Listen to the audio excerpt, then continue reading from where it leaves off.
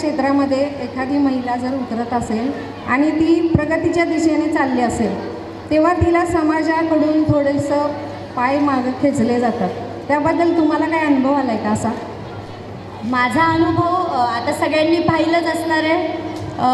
मी कशी पुढं आले, मी कुठं होते, काय होते, कसं झालं माझ्यासोबत, सगळ्या महिलांना माहिती आहे. तरीही मी सांगते की नावं ठेवणारे बरेच असतात.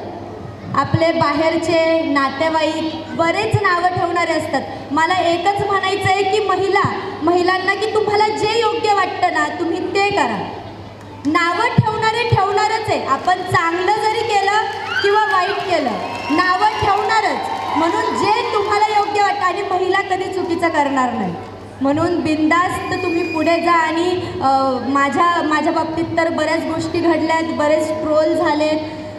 मी कुठल्या गोष्टीला घाबरले नाही आत्तापर्यंत तरी, आणि सुखरूप चाललं आहे. आणि मला नाही वाटत की इथून पुढंही असं काही व्हावं अशी म्हणजे माझी इच्छा नाही आहे. पण इथून पुढं जरी काही झालं तरी तुमचा मला सपोर्ट असणार आहे, महिलांचा, आणि तुमचं प्रेम देणार का सपोर्ट? एबीपी माझा, उघडा डोळे बघा नीट.